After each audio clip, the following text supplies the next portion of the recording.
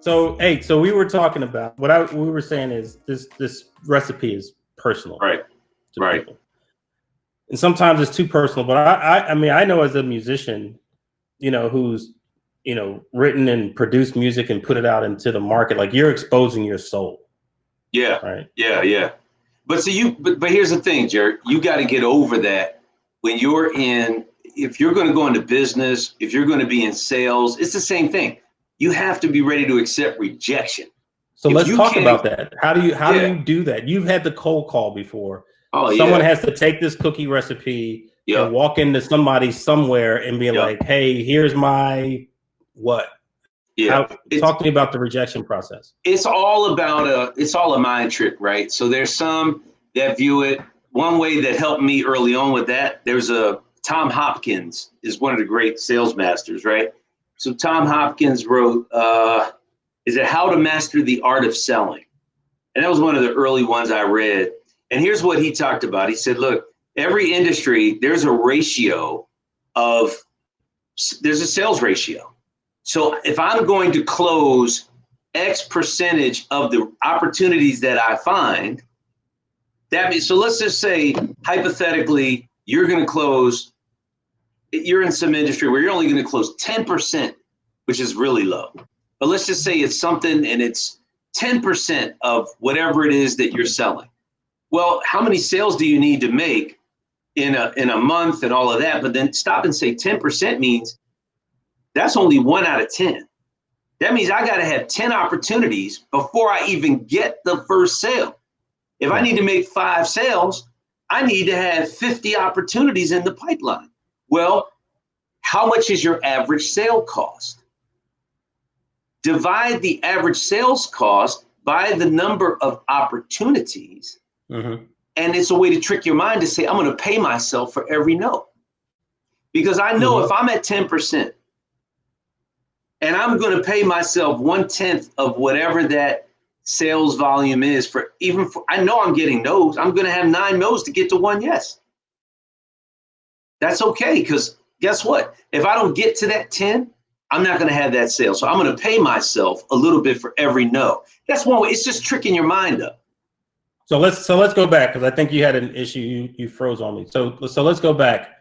You just said I'm going to pay myself for every no. I'm going to pay myself for every appointment that I have, whether I sell it or I don't sell it.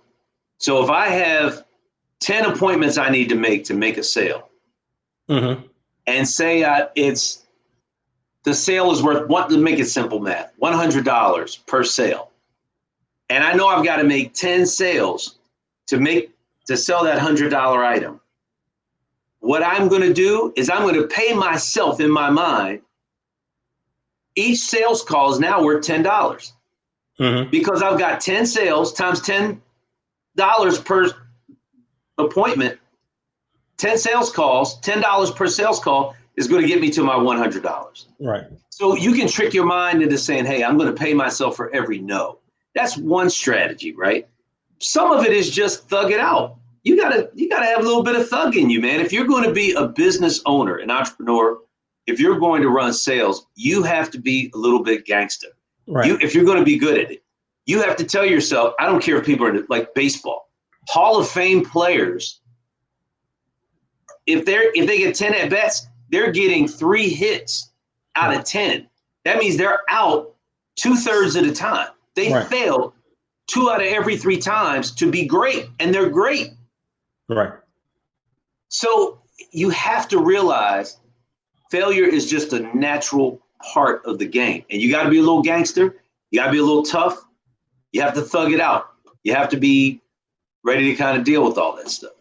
Right. And so even when you get yelled at, hung up on, doors slammed, you get angry. You're human.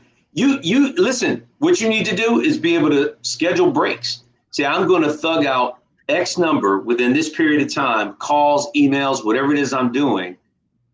But I know this is what I know. If I don't have enough at the top of the funnel, there's nothing coming out at the end of the funnel. Because some stuff's going to go away even when I identify real opportunity. So I've got to get enough in the top of that funnel, or else, man, nothing matters. Doesn't The math matter. doesn't. So The math doesn't work. So the math will never work for you. Have you read or heard of the book Eat That Frog? I've heard of it. I've never read that one. And so the whole philosophy behind the book is do the most distasteful thing first, right? And maybe that book doesn't matter if you love frogs, but but the whole idea. Frog legs are not bad, but yes, I've never had them. It's not on my list, but I never thought I'd eat gator. I was young, but they were good though. Tastes like chicken. There you go. I think that's this guy's basic recipe. He puts different packages on his stuff, but it's all just chicken. That's it, man. Just chicken. But yeah, so the book is really talking about do the most distasteful thing first. But I think something else you kind of hit on was making it time bound. Right? You're going to start this, and by this time, I'm going to have this many. I think that a month is too long.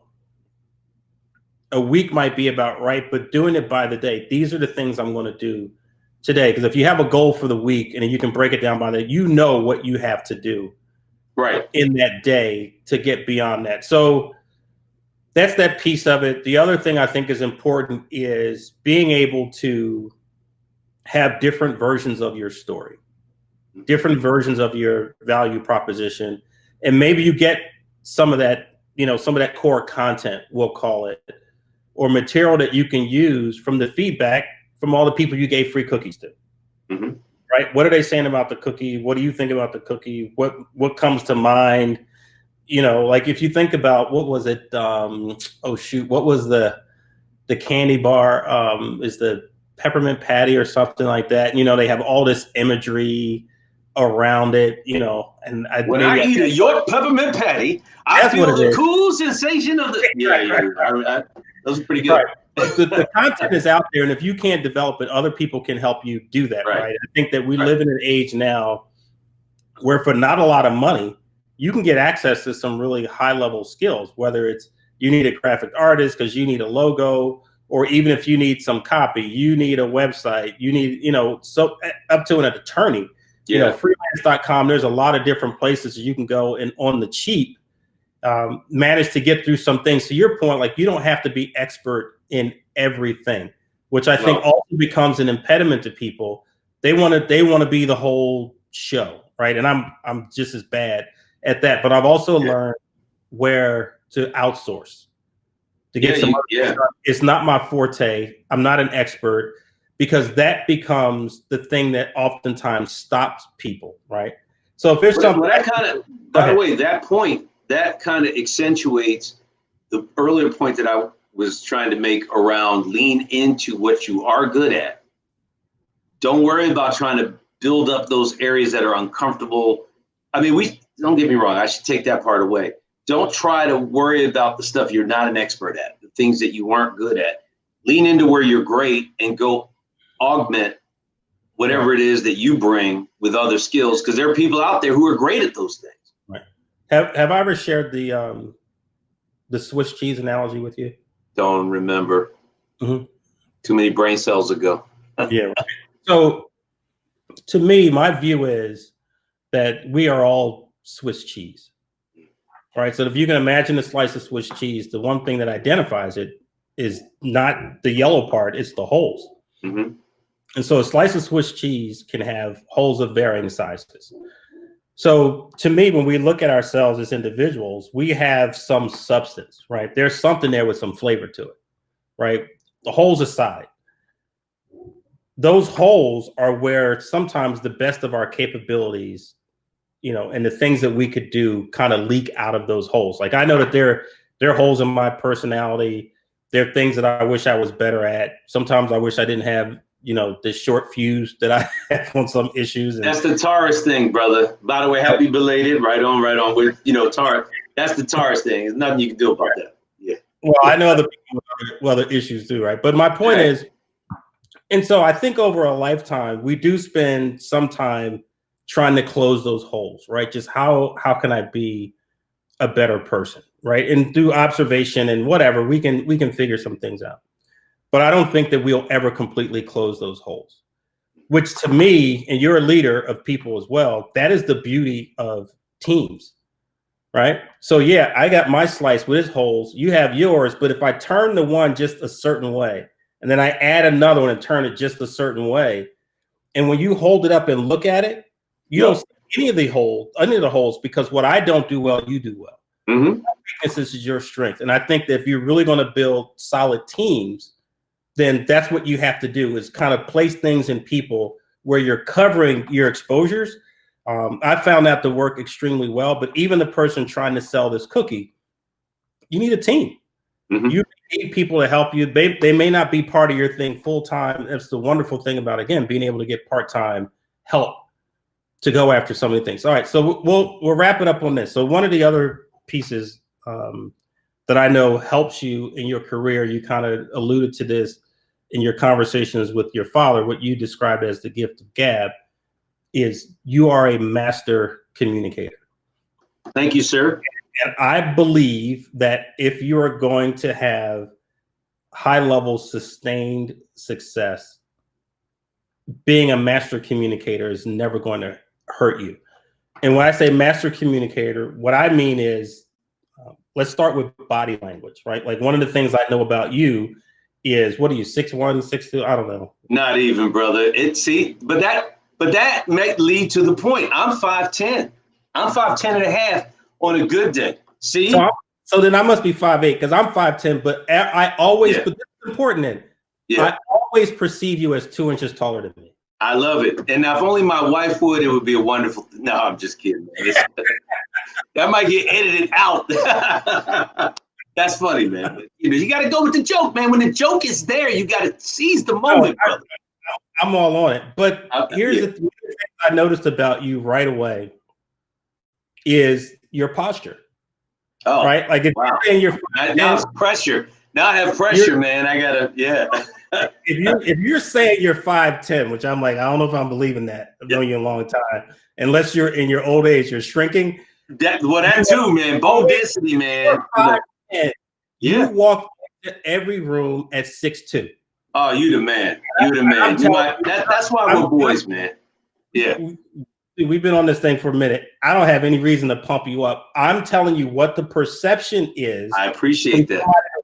Watches Eric Satterthwaite walk into a room, because you're always, but that is the beginning of being a master communicator, is mastering your posture. Right? So when you sit down, it's a combination of it's a combination of things, though, brother. It is posture. It is the way you speak. It is the way you carry yourself. It's the way you send an email. It is whatever it is that is externally facing. Anytime you have any interaction with anyone else, that you are communicating. And I don't care if you work for the gas company, if you are a postal carrier, if you are a CEO of a company, secretary, I don't care what you are. How you communicate, what you communicate, the perception is reality. Right. And how people perceive you is how they're going to deal with you and treat you. They're not going to bring mess to you if they think that you are really regal, or that they're not going to talk to you like, man, this cat, I can do this and get away with that, because no, so it's how you communicate. So I think if anybody takes anything away from this, I don't care what you do. Think that we're all selling. We're all selling every day. When you're trying to convince anybody to do anything, we are selling. That's one. Two, effective communication is key in every area of everyone's life, every single day.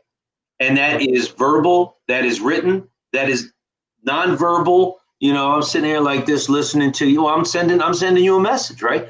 If I'm like, that's sending a message. I don't have to say it. So we communicate. How do we dress? Right. How are we, are we taking care of ourselves? Do we try to walk in a room with proper posture? Are we all slumped over? And all of these things are sending signals to other people all the time in our houses and so people think they're only on when they open their mouths. You're on when you're just sitting there, when you're waiting. It's so interesting, Eric, because probably 3 or 4 times a year, whether I'm at the gym or at work or whatever, 3 or 4 times a year, someone will ask me, was I in the military? Okay. Okay. That is simply coming from my standing posture. That's it, man. Look, Intentional walk, an intentional pace. They see that as so orderly and disciplined. Like he must have been. yeah. And I See? was the last person in the military won it, right? I did my Right. time as a programmer for the Navy, so I helped serve Right. but I don't think I would have made it on the inside, wearing a uniform and being told what to do. But Hey, I'm with you there, man.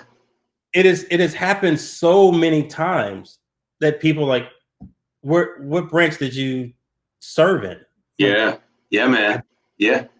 simply from posture and then command of language, right? Mm-hmm. So if speaking is a part of what you have to do, so you're selling this cookie, how you present yourself matters. The first word out of your mouth, from the greeting to whatever, all those things matter. And practice is a good thing, Mm-hmm. right? You have to. What Yeah. I call practice of intentionality, right? If they answer me this way, I'm already prepared with this type of response, right down to word choices. Right. But being able to be genuine in the moment, which again, to your credit, in sales, you've always had just such a high level of credibility in what you do, and I think it's a credit to that profession, right? Yeah. Thanks, man. But I think it I comes in appreciate that. different ways, and I think that there are going to be opportunities, and whatever this quote unquote new opportunity, this new economy is going to be, for people to begin to take on these skills. I don't care if it's your side hustle. I don't care if it's within the confines of your company, Yeah. that you work for. I don't think that it matters, and it's so easy to start to acquire these skills. So we'll wrap up along these lines. Now, I know we're gonna wrap. There's just two other things that if I don't get these out, Dude, I'm good. I'm good. I want to get these out because For here's the another thing, 4 hours. brother. Listen, that's great. There's a couple of things that I really think are critical that so many people don't do, need to understand. One, first off, thank you for saying that about integrity, because that's the best compliment that anybody could give me, man. If you go on my LinkedIn and go down to where I've been recommended by a few people, integrity pops up a lot. It's very important. That is very important to me, and it should be to everyone. I never offer a deal that I would not take. Number one, I never offer a deal I wouldn't take. So when I'm not trying to get over and get the better deal, every interaction has to be good for the company, has to be good for my customer, and it has to be good for my family. If it's not a win-win-win, if it's not a win for everybody, it's not a win for anybody. All right. So there are a lot of people who don't believe that, and they're like, well, "I'll take the money and run, it's short money, and let tomorrow." That's short money. I mean, who was it? Was it PT Barnum that said, "There's a sucker born every minute"? Yeah, right. Yeah. Well, that's not to get political, but we got somebody in the White House who kind of embodies that, in my opinion, right now. So yeah, man. But I'm a big believer. And your Facebook page is hilarious, by the way. Oh man, anybody come check him? Hey, you got to gird up if you gonna mess around with Eric Satterthwaite. Yo, bro, I got to send you my Twitter. You think Twitter's where it just gets you just got to know, man. But I think that because, and again, I've known you for a really long time. So again, and not because we're doing this, but when I talk about integrity and credibility, right? Credibility is a big thing.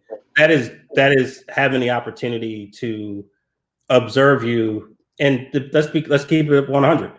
Not just in the good times, but also in the bad times. We've been a part of each other's lives through some really messed up. Messed up time, personally and professionally. And so there's these things that have been consistent about you. And I think that's another important lesson for people is you got to own who you are, right? And understand that who you are at your core is going to have a lot to do with the results that you get. Because oftentimes, I really do believe that the world is mirroring back to you what you're putting out. People don't understand why they're failing, why things aren't working out. Like, it's just the world is just your mirror. Yeah. Right? But anyway, so but you were no, that's the one point, and I agree with that completely, man. Karma, whatever you want to call it, man. You know, you put out, you get back what you put out. I agree with that completely. Yeah, that's just universal law. I don't know why people trip on that one. I don't know why either, man. It's really, and if it makes it easier for some people, put it in biblical terms. You know, you reap what you sow, and the golden rule. Like it is so universal, it is literally written into the code of the cosmos. Like it's literally there. It is. It doesn't have to go into any decision tank or anything. Like those things are just going to happen. It's just going to happen, man. And if you're putting out negativity, I mean, the same skills that the best drug dealers have are the skills that the best CEOs have. Absolutely. It's just, what are you choosing to use that knowledge, that ability to do? Is it to do good or bad? Is it if there's something else you want to share on that, but I have to ask this, right? Because you as a VP of sales, and as you described it, and I listened to the podcast. I loved it, by the way. I don't know what you thought was wrong. It was a little dry, but thank you, brother. I learned a ton, right? Hey. I'm like, man, Eric is doing. So you have a team. Yes. But then you have to sell through sellers, right? So it's about creating these partnerships. So one of the things that I believe is also important for this current age is going to be community and partnership. Mm-hmm. Right, so really quickly, let's go back to the cookie. Right? We're going to sell these cookies. I see you are into these cookies. We're going to sell these cookies, man. We're going to sell these cookies. Yeah. Help someone else sell their grandmama's cookies. There we go. I think that another component of that equation is partnerships. Mm-hmm. Right? Yep. You want to sell a cookie. I sell dinners on the weekend. Mm-hmm. Can we partner? Right. I sell cookies. You make homemade ice cream. Can we partner? Right. I don't think everyone has to build this huge monument themselves. Right. Make the work a little bit easier. And the wonderful thing about a partnership, one is you can present something that has a perceived greater value to your end customer. Right. The other is you're spreading the work. I think that people who can creatively create partnerships can maybe advance their vision a little bit faster. What's your thought on that? At times, yes. At times, it complicates things. In my opinion, it's going to be good. What's that? This is going to be good. No, man. So I say at times because sometimes you might have a vision. You might know what you want to do. Let's just use the cookie analogy. If you have a means of getting your cookies to the masses the way you want to get them out there, and you can do it without involving others, then that is the fastest way. It's like the shortest distance between 2 points is a straight line, right? Yeah, so I'm with you 100%. But if you cannot, so think about like technology, Gartner, right? The magic quadrant, right? So their magic quadrant, part of it is ability to execute, right? One of the axes, I don't know what the right way, but I don't know what it is. I like that. But one is the ability to execute. And I think that's the y-axis, I believe. But it's the ability to execute, right? You have to be able to execute. So you can have this great thing, but if you can't get those cookies out, you're not going to have the return. So if you're trying to sell stock and trying to get, how are you going to get the ROI on the return on that investment if you can't mass produce or mass distribute? So you have to be able to do that. Now, if you can do it on your own, great. Do that, make your money. If you cannot, then yes, you have to find effective ways of doing it. You have to make sure certain things like the people you partner with, maybe they can deliver, but are they the quality that you want? Do they have the brand reputation? Is there any reputational risk to your brand being affiliated with, Poochie might make some killer stuff, but Poochie might also be selling a killer in the with the family dinner. You get a little side, whatever, right? So it's brand as much as I know, man. See, it's the coffee. So that's hilarious. But figuring out who to partner with. Right. It has to be effective. It has to complement. It should complement. It shouldn't be just what like you or just what you do. It's by the way, this partnership thing, this is the same thing in life, right? This is the same thing in marriage, right? It's the same. Find people who compliment you and you compliment them and you edify one another. You fortify each other. You build from there. If you find someone just like you with all your strengths, all your areas of growth, areas of opportunity, right, man, it's going to be the best of times and the worst of times. The highs are going to be incredibly high, but the lows are going to suck. Right. So I get that. It's the same thing. It's finding that partnership. So whether it's partnering with the cookies and you got the family, you got the Sunday church dinners that are slamming, but you didn't have the right dessert because Aunt Mabel, she got roaches running around in her kitchen. She was making pineapple upside down cake and you don't want no roaches in your cake. So you got rid of Aunt Mabel's cake, but now you ain't got no dessert. And now you can bring on the cookies. So, you know what I mean? You got to find that right partnership. So fair enough. Anyway. So fair enough. So that's a whole conversation. So while I have you for a few minutes then, so talk to me from your perspective, because again, they may not be able to put this into perspective, but I'm going to go with the stories that you have shared with me, the challenges of growing up in West Philly, you know, man. As a light-skinned dude in the 70s, right? This is oh man, I got the Kunta scars on my back, man, and in my soul. Holy crap. But I'm the only guy in my neighborhood that could not have a Michael Jackson afro, man. That was a challenge. And every time I walked out of my house, that presented challenges, man. Well, and so I know you had to represent a number of times. People don't understand that, right? Yes, sir. That has its roots in some other things. We have, Lynch and some other people to thank for kind of corrupting people's mentality around each other. Yep. We won't even get into that, right? But that's right. we know that's real. But I have known you to do a number of things outside of your core, source of income, what we will refer to kindly as the side hustle. Yeah. Right? Oh yeah. Do you have any side? I remember a couple of them. Do you? And I'll share some of mine. You can share a couple of yours. But what I really want to get to is not just what you did, but to talk to people about the value of the side hustle. Yeah. So I think especially when you're, depending on where you are and what you want and what you need and financially coming up, I was raising a daughter from a divorce situation, and I now had bought a house in the hood, and I was in my 20s, and while I was making okay money and better money than maybe the people I was living right next door to, I still was, not struggling, but I had big dreams. So in order to feed those dreams, I needed more money. Well, I was in sales and I was hustling, and I was doing okay, but I still was early in my career. So I said, well, I have to be able to find some other alternative methods of making some money. Now, some people, that's not my track, and that's for another guest. Some people have other passive forms of income like real estate or other things that they do, which is wonderful. That's a great thing. In my case, I chose to do other stuff, hustle, like, no, not that. But I chose to do other stuff like sell handbags, costume jewelry.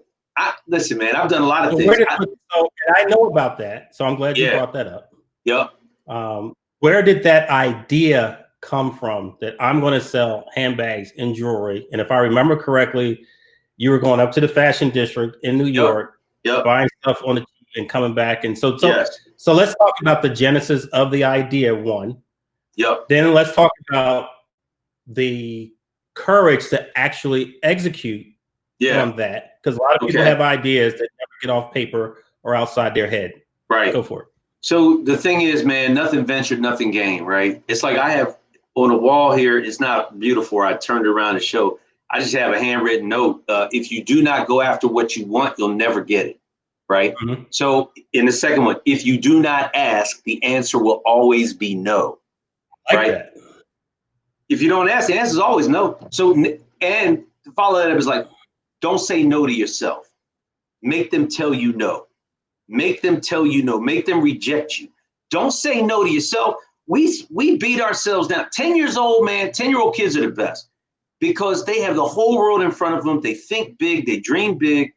They have all these things they can do, want to do, and they're the most amazing people to talk to. 30-year-old, 40, 50, grizzled, life has put a steel tip boot in their behinds, and it's just a whole different person. Like, so we tell ourselves no because we don't know how to process rejection. Life has rejected us in some areas. Now we start coming up with all reasons why we can't. But that's also, I got to throw this in though. That's also the result, in my opinion, of having a lousy network of people that you're around. Yes. So again, when I think about I agree. You and the Joels and the Erics and my buddy Harry and and even Rick Bear, because he came after me hard. But there were people that encouraged me, challenged me, and they were the mirror held up to me, just like, they didn't always celebrate everything I did or every thought or pattern that I had.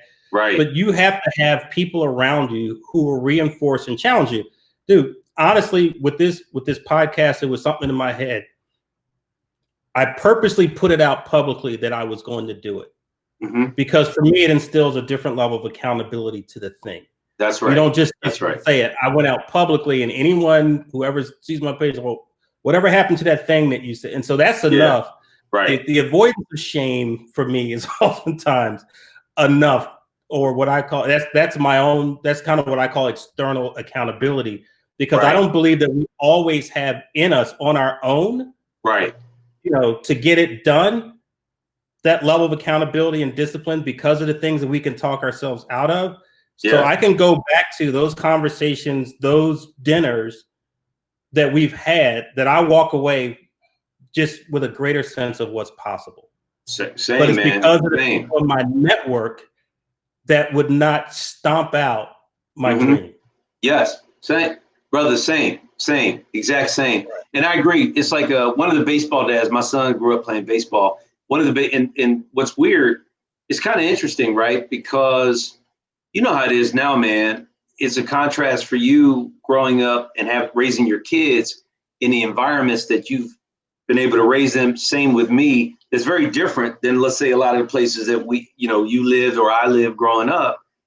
You're around positive, progressive people who are thinking that way. And getting to know a lot of these baseball dads over the years and learning little things. One dad said to me that his dad taught him years ago. He said, show me your friends and I'll show you your future. Think that out, man. Show me your friends and I'll show you your future. It's like birds of a feather flock together. It's kind of along the same lines. If you surround yourself with crappy people, negative people, people who can't, people who won't, people who tell you what you can't do, or doom and gloom, if they're your friends, doom on one side, gloom on the other, you can't succeed. You won't succeed. I'm going to tell you that you will not succeed. Right. It's that common energy, right? So, it's like if you walk into a room with 20 people that have a cold, right? And even if you start out with a great immune system, 20 people with a cold at some point is going to overwhelm you. Especially if you want to be the yeah. But you're going to be the 20th person with the cold just because of the way energy works, the way that environments work, in a shared space. And so, to your point, like you have to test that. So let's go back. So handbags and jewelry. That first drive up to New York. What's handbags like? And jewelry. So I had a homie who, my boy, you might have met Eric before. Eric Simmons, a good buddy of mine from back in the neighborhood. He was the one. Somebody put him on to selling oils. Like the Muslim oils. So he was selling oils, and I said, man, what do you? That's great. And you're making some good money. What kinds of stuff? And he said, well, man, I'll take you up. It's a whole area, the whole fashion district. And we were in our 20s. I didn't know. I mean, I was going up to New York to sell during the week, but I didn't understand fashion district. And so I went up there, man, and we walked the walk like we belonged there, because you were supposed to have certain vendor licenses. And we would just walk in. So I'd walk into these stores that were wholesale only, and you were supposed to have certain kinds of. Man, I started looking around. I said, well, women's handbags. I don't know why I went with women's handbags. And I would buy these things, leather, some not, but a lot of them were very, very nice, well made, stuff constructed over in Asia. I'd buy this stuff in bulk, come back, and then he and I we started setting up at flea markets, like an indoor flea market. And we were doing that hustle. And then here's a funny story. So you know Questlove, the drummer from the Roots. So Questlove's dad and mom, this is when he was just still, young guy trying to come up. Mr. Thompson and Ms. Thompson, his parents, they worked at this indoor flea market where we did. Lee was a great dude. And he would talk to me and come over and say, look, you young bucks, this is good. And he said, look, don't hole up in this place. That's for old people like me. Get out there and hustle. Hit the beauty shops. Eric started selling costume jewelry, and I had the handbags. That whole partnership thing, right? Like you would talk about, like compliment. So we decided, he said, get out there, man. Go to this place, go to that. Now, again, this is somebody helping me out that didn't have to, right? So this is Questlove's dad saying to me, young buck, get your butt out of this place for old people. Go where the money is in the beauty shops. You will get paid. And go see Mr. Milton over here at this shop. Tell him I said you should be able to come in there. And then work the strip. Go up and down 52nd Street. Stop. Yep. Stop. Yep. You're leveraging somebody else's credibility. Come on, man. You got to talk about that. Well, listen, especially in our community, that is something we don't do. Listen, white folks grow up learning, hey, it's leverage resources that are available to you. You're at the country club. Your father and mother are this and that. Now, Mr. So-and-so and Miss So-and-so, you're coming up. You need a college internship. Well, their CEO, it's like, hey, my son is interested in, well, yeah, that's what my company does. They take advantage of these connections. So I was expecting, Eric, I seriously was, because my next question would have been, what was it like for you to walk into that first beauty shop and be like, hey, but no. Well, yes somebody and kicked no. the door open. Yes and no. Okay. The no on that beauty shop. But when we did that, that was the first door we went in, and he was like, all right, Lee sent you over here. He was an older black guy, man, Mr. Milton. He said, all right, I'll let you come on in here. And we started hustling in there. And then Eric and I looked at each other and said, the worst they can do is tell us no. There's about 20 beauty shops up 52nd Street in Philly. Let's just hit them all. And we walk in there and we say, hey, and his name's Eric and I'm Eric. So it's like, we're Eric and Eric. We walk in. We just made up some stuff on the fly, man. Like, hey, everybody, can we get your attention? I'm Eric. And he said, I'm Eric. Eric and Eric, we're here to sell you handbags and costume jewelry like you've never seen. You've never seen anything like this stuff. You got to check us out. We have trash bags of our stuff. He'd have his stuff in, because you don't want to walk up 52nd Street with back. You get knocked upside your head so fast. Eric. We had I might even have some around here. We had business cards made up that said Eric and Eric. We started passing out stuff, man. We would give out our business cards with our home numbers because we didn't have cell phones back then. There weren't no cell phones. We couldn't afford them if they had them. There were car phones, those old. But yeah, man, we had business cards made up. The G.I. Joe Field Commando phones in the bag. Those things were crazy. I couldn't afford that, man. Back then, I didn't have one. Right. So we would give out our home phone numbers. We would do in-home demonstrations. We would meet people. Oh, dude, we were doing all kinds of stuff. Definitely. Listen, man, there were a couple of years where I would add 20, 30% additional income, to my, yeah. Really? Yeah, man. Tax-free money. Tax-free money, brother. Tax-free money. And I'm only money. saying that because I'm sure the statute of limitations is done. It's way over, man. Let them come. Come for me. No, I'm just playing IRS. I'm just. But the value of the hustle. So here's what I think the value of the hustle is. So certainly there's a way for you to mobilize an idea or a concept, which you artfully did that, by the way, right? Yeah, awesome. But I think it does something for your psyche to actually pull it off. It builds your confidence and gives you a different window into what is possible and what you can do.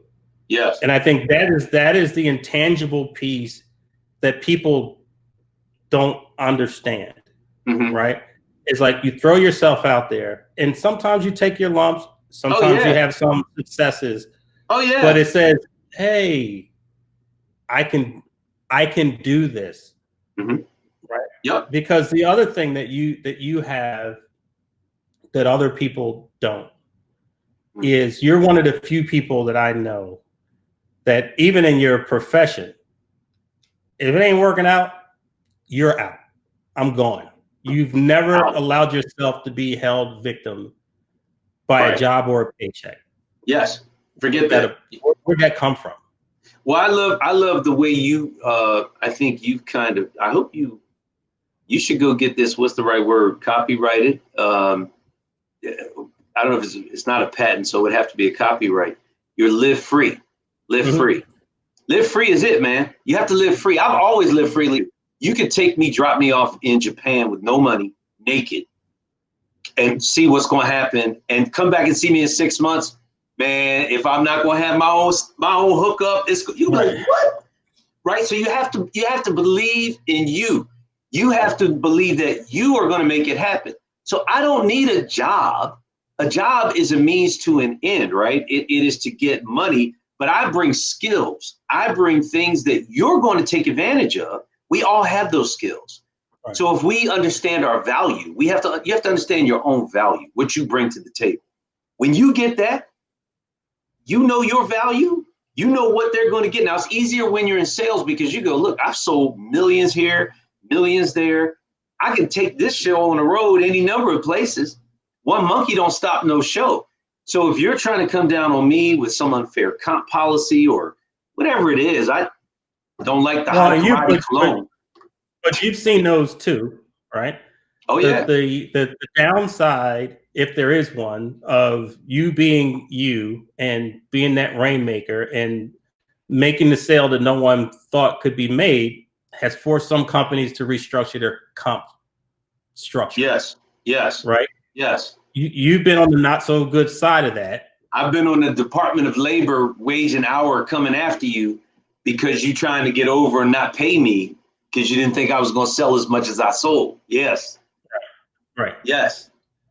So I get that. So with that though, and I know that there's some stories we don't have to get into along those lines, but I think what I want to ask you is, how duplicatable is Eric Satterthwaite's success, right? Meaning, like, success leaves clues, right? There's some breadcrumbs for those who are inclined to share them. A lot of people, I don't get it. They don't want to share anything. That's a whole different conversation. Right. But are there breadcrumbs? Are there clues that someone could follow to replicate what you've done? Or is there some component of it that is so uniquely Eric? It's like, yeah, you might be able to get 60, 70%, but you can't duplicate 100% of what I've done. What's your thought around that? It's somewhere in between. It's both. Everything I'm saying, everyone can do. Everyone can live free, as you say. Everyone can realize their own self-worth, whether that's you're in an abusive relationship and you're wondering, you feel you have to stay in that relation. No, love you, know what you bring, whether that's at your job, whether you're in sales or you're whatever, clerical, and they're not treating you right as an executive assistant and they're not paying you whatever, or they're disrespecting you. You don't have to take that. You weren't brought here to be somebody else's flunky or lapdog. That's not where you were sent. You have a purpose. You might have multiple purposes, but it's not to be somebody else's whipping boy, so to speak. So anybody can do that. Anybody can go and say, I'm going to take a risk. I'm going to go outside myself. I'm going to take a chance and make them tell me no. Anyone can do that. And these are things that, anybody can do. Anybody can help. Anybody can try to give back. Anybody can listen to advice and act on it. Anyone can share their positive experiences, trying to transfer that emotion and get people to act on it. We all do it. In fact, from the time we wanted something, we were kids, and my Mom, can I borrow this? Or Mom, Dad, can I borrow the car? You know, I'll do this, and Dad, I'll get it washed when I'm out. Well, you're gonna get it washed. Yeah, I'll get it washed. All right, man. We'll bring whatever it is. These are all things that we do or can do. Right. Now, we all bring our unique spin to it. Everybody has their own unique. So there might be some things that I can bring a little stronger, but there are other things you might bring stronger here that I don't bring. Right. But we can all do it and put our own little unique thumbprint on it. So I think then finally, so I've held you for a while, although I'm enjoying the heck out of this. Yeah, that's great, man. That people want the success again. So if they look at your life now, right? Yeah. Great family situation, beautiful wife who's also crushing it. By the way, crushing it, man. She's crushing. As is your beautiful wife. Same thing, man. We're blessed, brother. You know, you live where you live, although your neighbors don't respect your corner. That's a whole different. Man, you read my seat, bruh. I'm always reading you. I'm always reading. Listen, we got rap, bro. That's crazy. She don't take no stuff, boy. I love it. Anyway, Danny, they think I'm bad. Danny she'll get you. So I mean, so you've done well. I've done well. You know, we have these great homes that we live in. Yes, we sir. drive whatever we want. You know, we take great vacations, and you know, we're living a pretty decent situation. Yeah, we're blessed, man. We're blessed, and we're making it happen. Yep. So I've learned to do a couple things. One is to never look at what someone has. I never ask the question to say like, oh, not just how did they get that, but you know, I never ask how much do they make. That's not. I think that's the wrong question. Right. What do they do to earn what they have? Right. That's a better way to look at it.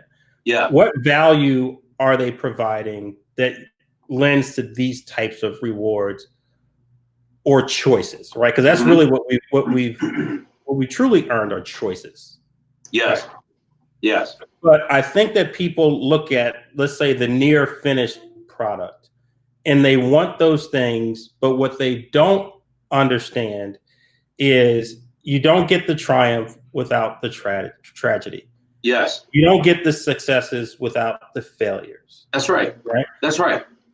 There is only in the movies. There's some darkness. There's some darkness, and there is some suffering that goes in. If you strip that out from my life, your life, right? You don't get this near end view picture. You can't.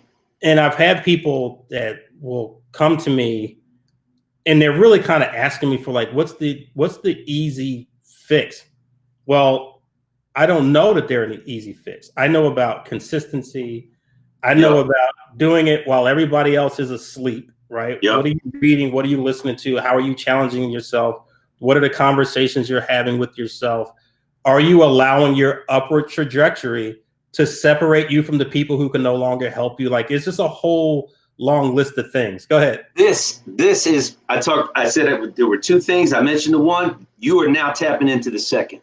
Okay. The second is, and this is what I live by. This is at the very core foundation of who I am and what I'm about. I teach all my kids this. I talk to my sales teams about this. Success. What is success? And I don't mean just financial success. I mean success in anything. Successful people are willing and able to do the things others can't or won't do. Successful people are willing and able to do the things others can't or won't do. Show me people who are willing to work when others want to sleep and play. I'm going to show you a successful person, at least successful. How wildly successful ties into how well they hone their craft or skill or whatever. But I will show you someone who will do better than the average person.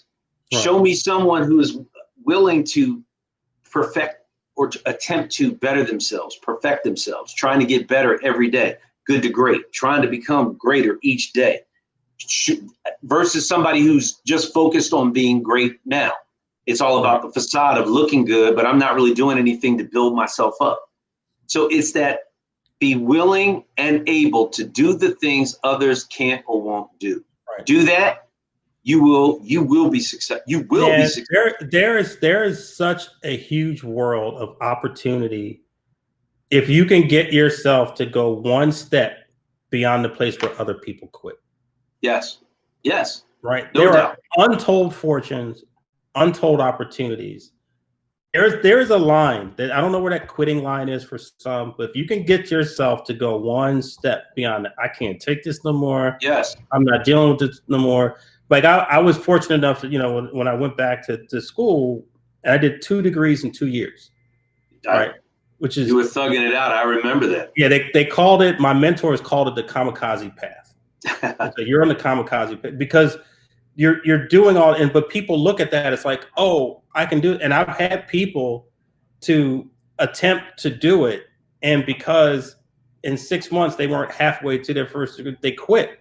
I'm like, no, you don't understand. I wanted to quit every week. Yeah. Like every week I was like, I don't want to do this. I ain't, right. But I had that point of accountability because I had to meet with a mentor every week. Mm-hmm. And it's like, what did you do? What are you going to do next week? What did you do? What are you going to do next week? Right. And again, man, I'm learning something about myself. I never wanted the shame of disappointing them. There we go. Well, there it is. That commitment. So that drove me, but the darkness of that, missing the sleep, I failed a certification class I had never failed a certification class ever, an exam ever. Dude, here's the crazy. I took an entire month off. Didn't do anything because I had to process the fact that I had failed in something. So, and those are the things that people don't understand. Like, yeah, it's doable, but doable does not mean easy. No, it does not. And you learn the most about yourself in the darkness, way more than you ever learn in the light. That's it. Where did Jesus go? Right? He didn't. Where did he choose to go and hang out? He hung out with all the great people who already evolved. Right? He went down. Well, and I think if you take that approach, the most he probably learned about himself was 40 days in the wilderness with no food. That's it. That's exactly. There is so much. The growth is in the valley, man. The growth is in the valley. And I say that a lot too.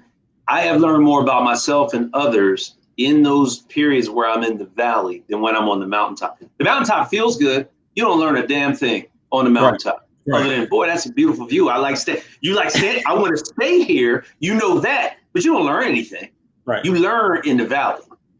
Well, here's one other thing that happens at the mountaintop is you discover whether or not you have a fear of falling. Ah, that's a great one. Yeah, that's a great one. Because you look down like, oh, I don't want to go back down there. Like, and I've said this a number of times, is that people look at, people like me and you and say, man, they're so driven. They're so disciplined. And it's so sloppy, right? Well. And so when people think it's like, oh, he's so goal driven and he's this and he's that, I'll tell you what, man, my early years were not based on the fact that I was driven to succeed. I was just outrunning failure, and success is just where I ended up. Well, no, what you don't realize, that message you just said, think about, this is another Zig Ziglar one that I learned a long time ago. It is, now my brain, hold on, bear with me. It is fear of loss is greater than the desire for gain. Absolutely. That right there. You could be running to something, but that's not most people. Most people are like, I'm running from that. I don't want to feel that pain. I don't want to be homeless. I don't want to live the way I may have had to live once upon a time. I don't want my kids to be subjected to getting jacked up in school because they can't get a Michael Jackson afro, right? Whatever those things are, right? I'm not talking about personal stories, but I'm saying seriously, it's whatever those things are that motivates you, that drive you. And sometimes it's the carrot and sometimes it's the stick, but the stick, sadly, unfortunately, drives more behavior, the fear of that stick, than that carrot in front of us. And as we evolve as people, I think the deeper we get into our careers, the more we notice that carrot, we want more of those carrots, but we always know that stick is there. But yeah, absolutely, man. Fear of loss is greater than desire for gain. I agree with you. I agree with that completely. Yeah, I grew up, in poverty, and I'm just determined I'm not going back. And I think it's shaped even the conversations I have with my kids you know, my oldest in particular, it's like, dude, you sometimes are really comfortable flirting a line that I never want to cross again, ever in my life. Right. But that's right. just, you know, he can make his own choices. But I realize what I'm doing in that moment is projecting, you know, onto him what I don't want for my life, while he's making choices for his own, which he certainly has, you know, he has that right to do. So lastly, Eric, what is Eric Satterthwaite's leadership style? Oh, wow. Okay. So here's my leadership style. I believe that each person should be master of her or his own fate. So I look at, in business, I look at it like, if you're on my team, you're a franchise owner. Mm-hmm. I'm going to give you an area. I'm going to give you, you are a franchisee. I am the franchisor. I am a resource paid for by the parent company to remove obstacles and to provide you with all the tools and resources you need to be successful. So I'm there. That's so my job is not to tell you to do it the way I do it. There are going to be some things that the franchisor says you must do this way. And those things you'll have to do. Those are what I call wave the flag moments. You wave the flag because you have to. But I try to limit those. Mm-hmm. I try to make sure you can stock your shelves. You bought a 7-Eleven. I'm Southland Corporation, or whoever owns them now, and I'm from Southland Corp. I'm here to guide and advise you. I'll make recommendations, but at the end of the day, what you want to put on those shelves, you put on those shelves. Right. But come to me when you need my help. Have me deal with issues you shouldn't have to deal with. I will not take the credit when you succeed, but I don't want to hear your excuses if you don't succeed, especially if you chose a path that is different than what I set out for you. If you follow, you pointed out, I can't remember what recipe it was that you talked about. I always say chicken fricassee, but it was funny. You mentioned some other recipe, but it's like, if I show you, if you like my chicken fricassee and you want to replicate my chicken fricassee and you follow the ingredients, I know you're going to get my chicken fricassee. Right. Now, if you choose to freelance with your ingredients because your neighbor or cousin Susie or somebody told you, hey, throw a little something in there, and you do it, it might be better. It might be better than my chicken fricassee. But if it's not, and it's worse, don't come to me like, well, what happened was, I don't want to hear it, right? You could have followed the game plan. Follow the game plan. You will at least be successful. Then start to build on it from there. Take chances, take some risks, be smart about it, right? So that's kind of my thing. I try to empower people and, be that resource that can help them live their best lives, right? Dude, 100% appreciate you, appreciate the friendship. Same, appreciate your expertise in everything that you have accomplished. We have both somehow come out of obscurity. Yes, but you had a great foundation, and your parents, but everything I understand about them, were wonderful people. Thank you, man. What you and your brothers have accomplished. Thank you, man. It's nothing short of amazing. It's a great story of what is. Uh-oh, I think I lost you. Lost you. Can you hear me? I think I lost you.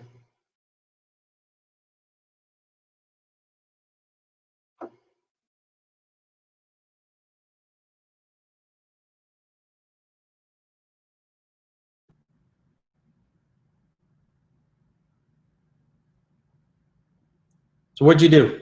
Here we go. I have no idea. Who knows? So anyway, but what I was saying is, thank you, love you, appreciate you. Love you, brother. I'm always here for you, man.